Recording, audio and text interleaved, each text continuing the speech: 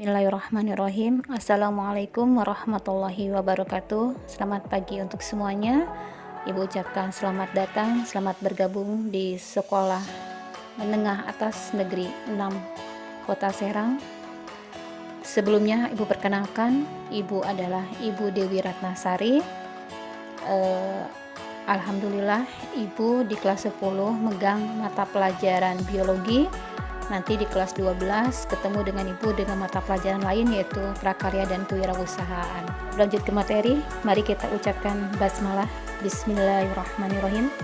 Untuk mata pelajaran biologi pada semester 1 ini, nanti kita akan mempelajari 5 KD. Yang pertama itu adalah lingkup biologi, yang kedua adalah keanekaragaman hayati, yang ketiga adalah virus, keempat bakteri, dan kelima adalah protista.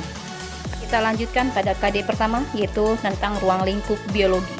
Adapun tujuan pembelajaran pada KD pertama ini, siswa diharapkan menjelaskan ruang lingkup biologi dan keterkaitan biologi dengan metode ilmiah, mendeskripsikan objek-objek dan persoalan biologi pada tingkat molekul, sel, jaringan, organ, individu, populasi, ekosistem, dan bioma, mengidentifikasi cabang-cabang biologi menurut objek dan persoalan yang dikaji, menganalisis manfaat bagi manusia dan lingkungannya.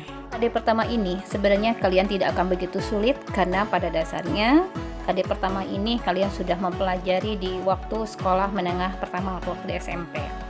Biologi, istilah biologi diambil dari bahasa Belanda biologi, yang juga diturunkan dari gabungan kata dalam bahasa Yunani. Bios artinya hidup, logos artinya ilmu.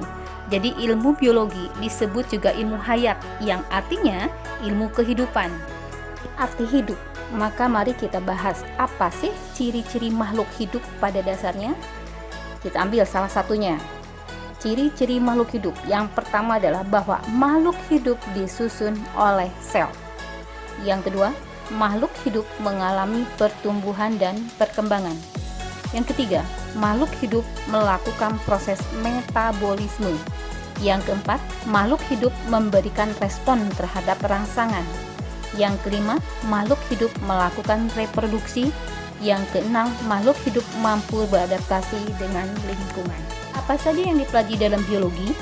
Objek yang menjadi kajian biologi sangat banyak, yaitu semua yang berkaitan dengan makhluk hidup, baik pada tingkat molekul, sel, jaringan, organ, sistem organ, individu, populasi, ekosistem, maupun tingkat bioma.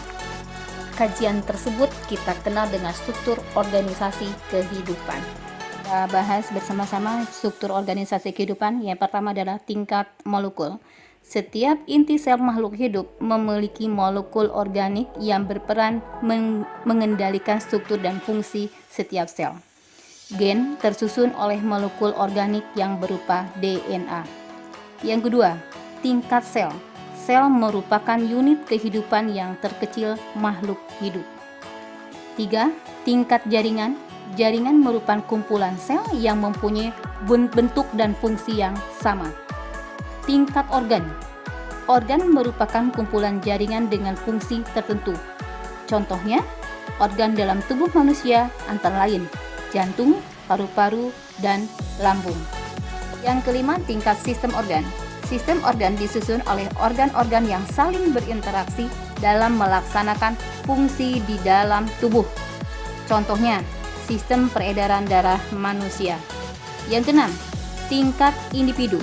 Di tingkat individu berlangsung mekanisme kompleks yang terjadi karena koordinasi dan regulasi macam-macam sistem tubuh.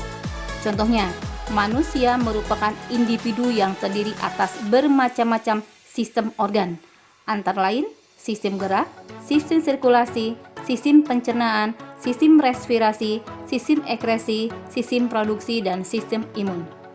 Yang ketujuh, tingkat populasi. Kumpulan individu yang berbeda pada waktu dan tempat yang sama disebut populasi. Yang kedelapan, tingkat komunitas. Kumpulan populasi yang berada pada waktu dan tempat yang sama kita sebut komunitas. Yang kesembilan, tingkat ekosistem. Ekosistem adalah interaksi antara populasi-populasi penyusun komunitas dengan lingkungan abiotiknya. Ke-10, tingkat bioma, kumpulan ekosistem yang melingkupi wilayah yang luas akan membentuk bioma.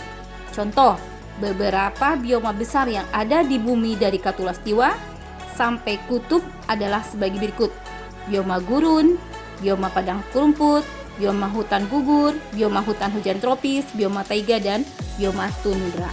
Oke, kita lanjutkan kepada materi selanjutnya, yaitu tentang cabang-cabang ilmu biologi.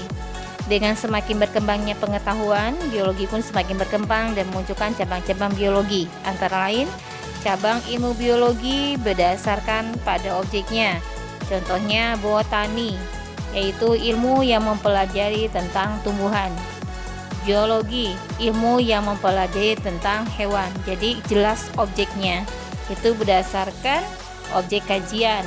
Yang kedua, cabang biologi berdasarkan struktur dan fungsi makhluk hidup. Contohnya sitologi, ilmu yang mempelajari tentang sel. Histologi, ilmu yang mempelajari tentang jaringan. Yang ketiga, cabang biologi berdasarkan tema pokoknya. Contoh, evolusi, ilmu yang mempelajari tentang perubahan makhluk hidup dalam jangka waktu lama. Genetika, ilmu yang mempelajari tentang pewarisan sifat. Cabang biologi yang selanjutnya berdasarkan objek dan tema pokoknya. Contoh, ekologi tumbuhan, yaitu ilmu yang mempelajari tentang hubungan timbal balik antara tumbuhan dan lingkungannya. Materi terakhir dalam pertemuan ini pada KD pertama ini yaitu tentang metode ilmiah. Nanti kalian tidak hanya di pelajaran biologi, kalian akan mendapatkan di pelajaran fisika dan kimia tentang metode ilmiah ini. Apa sih maksud dengan metode ilmiah? Metode ilmiah itu adalah merupakan teknik yang disusun sehingga suatu hasil penelitian dapat lebih dipertanggungjawabkan. Ada beberapa langkah-langkah dalam metode ilmiah. Yang pertama adalah perumusan masalah.